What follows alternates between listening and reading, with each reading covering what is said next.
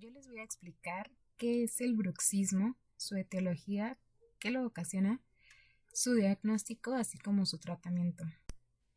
¿Qué es el bruxismo? Vamos a definir el bruxismo como el apretamiento y rechinamiento horizontal no funcional de los dientes. Lo que va a producir el bruxismo son unas fuerzas más elevadas que las cargas normales masticatorias. Estas fuerzas pueden ocurrir mientras el paciente está despierto o dormido, a lo que vamos a llamar bruxismo diurno o bruxismo nocturno. Va a ser el hábito oral más común y se considerará como una parafunción, ya que una parafunción van a ser aquellos movimientos del sistema masticatorio que no son funcionales y son involuntarios por la misma persona que los produce. El bruxismo va a afectar principalmente a dientes, musculatura, articulaciones, hueso, implantes y prótesis. Su fisiopatología va a estar dada principalmente por tres factores. Los factores morfológicos, que se refieren a las alteraciones en la oclusión dental y anormalidades articulares y óseas. Los factores patofisiológicos y psicológicos, que se refieren a una química cerebral alterada y trastorno del sueño, en la cual los mediadores químicos, como los niveles de serotonina, son variables a lo largo del día, relacionados con el estado de alerta y ánimo, a lo que llamamos ritmo circadiano.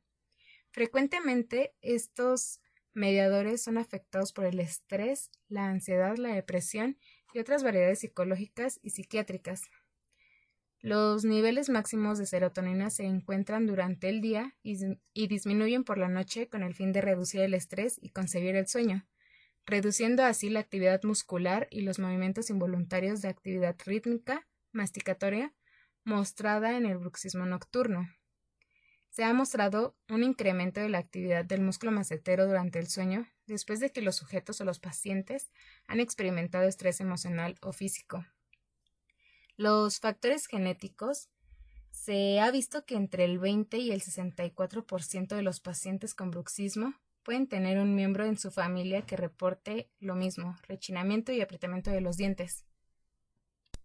En la imagen de la izquierda es un ejemplo de un factor morfológico, ya que presenta una oclusión dental alterada, lo que puede producir bruxismo, y en las imágenes de la derecha, tanto superior como inferior, muestran los factores patofisiológicos y psicológicos donde hay una alteración de los mediadores, lo que nos puede provocar principalmente un bruxismo nocturno.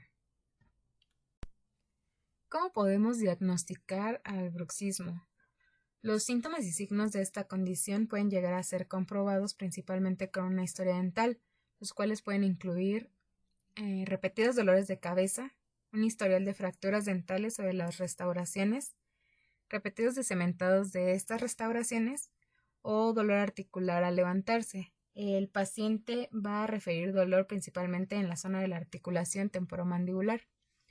Como signos va a haber un aumento del tamaño de los músculos macetero y temporal, una desviación de la mandíbula en la apertura, una disminución de la apertura oclusal, movilidad dentaria y el signo más común será el desgaste cervical e incisal u oclusal de los dientes. Bueno, como decía, el desgaste dental es el signo más común y va a ser la forma más fácil de determinar el bruxismo en cada paciente, ya que no en todos los pacientes es igual. Entonces vamos a clasificar el bruxismo en tres.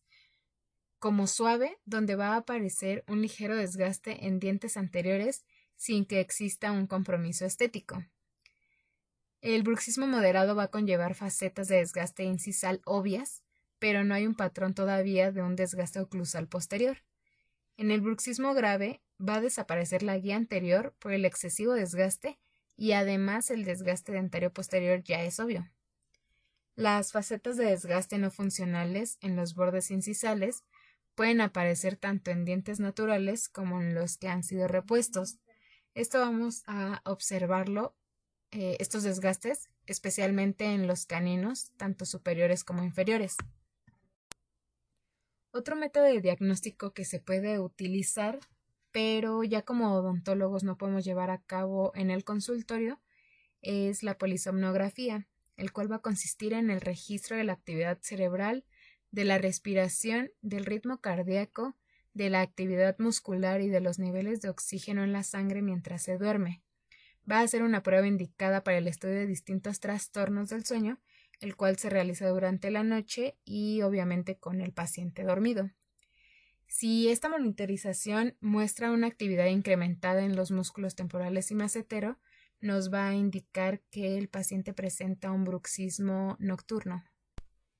El tratamiento que vamos a llevar a cabo para el bruxismo va a ir dirigido principalmente hacia la protección dental, el alivio del dolor muscular y la mejora del sueño si éste se viera afectado.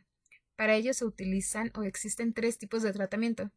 El primer tratamiento son los dentales, que en el caso de un bruxismo grave, donde los desgastes ya están muy avanzados y hay una disminución de la dimensión vertical, se va a recomendar rehabilitar protésicamente las piezas dentales con el fin de recuperar la posición articular idónea, restableciendo así dicha dimensión vertical y el plano oclusal.